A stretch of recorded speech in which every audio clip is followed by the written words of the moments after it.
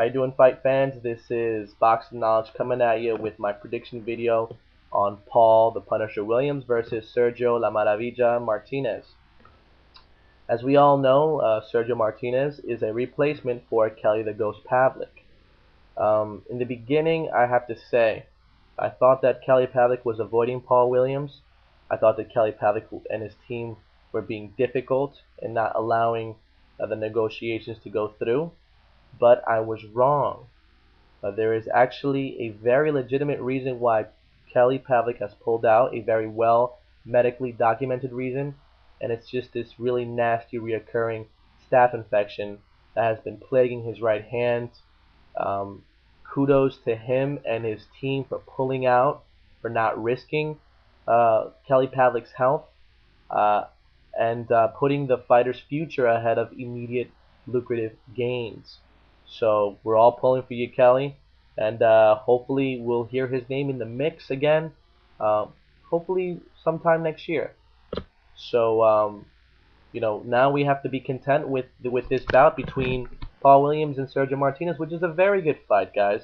Let's get down to it. For all of you who do not know who Sergio Martinez is, he's an Argentinian boxer who's got 47 fights. His record officially currently stands at 44 1-2. Okay, he's a southpaw, a very ring savvy veteran. He's pretty much seen it all in the ring and in the gym.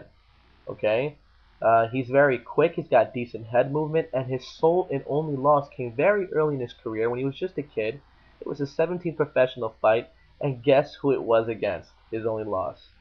You guessed it, Antonio Margarito.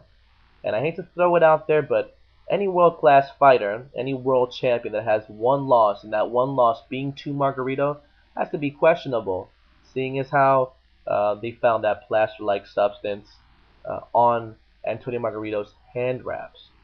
But moving on, I did get a chance to see about 6 or 7 fights that Sergio Martinez was in, and I was very impressed.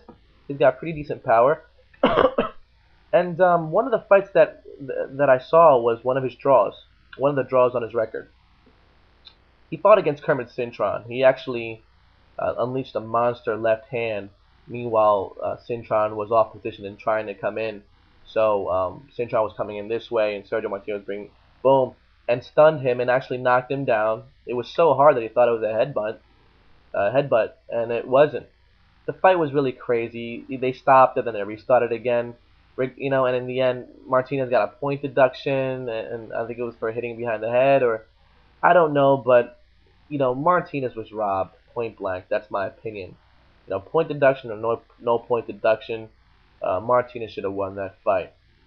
And if you really want to take a look at it, that plus Margarito, his record he should be an undefeated fighter. He should be 45, he should be 46-0-1. So he's a great fighter. Now, he has one weakness that I can see, and I believe that is the fact that he keeps his hands low in a lot of his fights. I mean, this is not just a mistake that he did in 1 or 2 fights. He does it quite often. And when you're fighting a world-class fighter like Paul Williams, you cannot go in the ring with your hands low, because you will get tagged. Not only will you get tagged, but you will get stopped. This is why I will predict that Paul Williams will win this fight either by knockout or by unanimous decision. I know you're probably thinking to yourself, but wait a minute. Aren't those pretty much the only 2 options you can choose? Well, I have no control over which Sergio Martinez shows up. If the cocky Sergio Martinez who keeps his hands down shows up, he will get KO'd.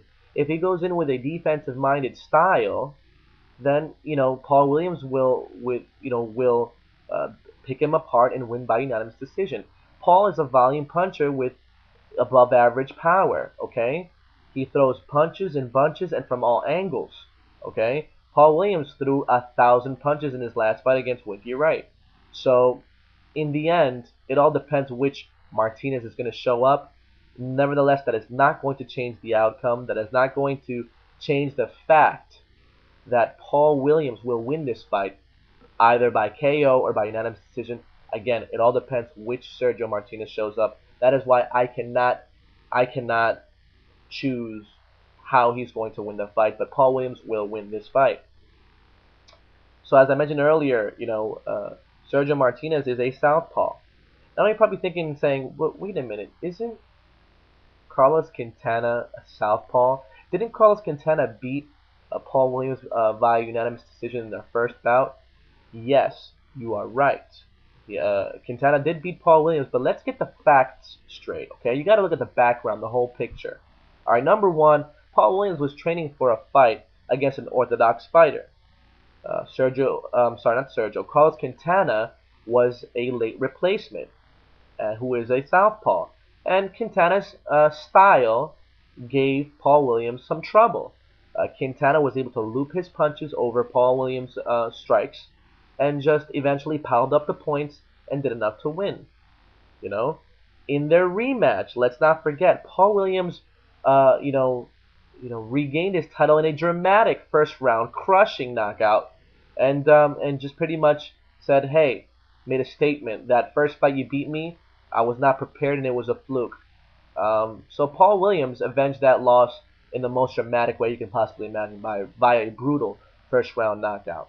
So in reality, there is no blueprint to beat Paul Williams, at least not yet. We all know in order to beat Paul Williams, we have to use his advantages against him, which is that those long arms, and you have to get inside. I want to mention something. Paul Williams beat Antonio Margarito, and Antonio Margarito beat Sergio Martinez.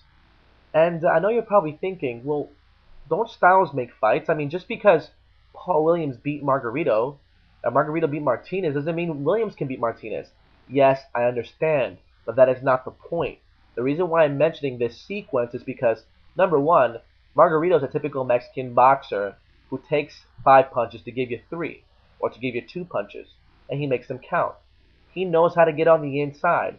If Margarito wasn't able to get on the inside and beat Paul Williams, okay, then and he is far superior at the inside game to Martinez, then Martinez logically will not be able to bypass those 82-inch long arms and will not be able to get inside. Paul Williams will keep him at the end of his jab, will throw a lot of power punches, will throw a lot of punches in general from all angles and frustrate Martinez. Okay, Paul Williams cannot lose this fight. Okay, unless he has a meltdown, an unforeseen illness, something, unless he breaks both of his hands or something of that nature, I believe Paul Williams will dominate this fight. I think he'll dominate it by unanimous decision, or it'll be a KO if Sergio Martinez comes in with his hands down, not respecting the power and the technique and the precision of Paul Williams. Okay, who in my opinion should be top 4 or top 3 of the pound for pound rankings. Okay. The fight is also at 160. I do not know whether Sergio Martinez has fought at that weight class. I mean, he is the 154 WBC champion, but Paul Williams has fought at that weight, so that might be an advantage for Paul. Some would say, well, isn't that an advantage for Martinez because he doesn't have to make weight? Well, that's true.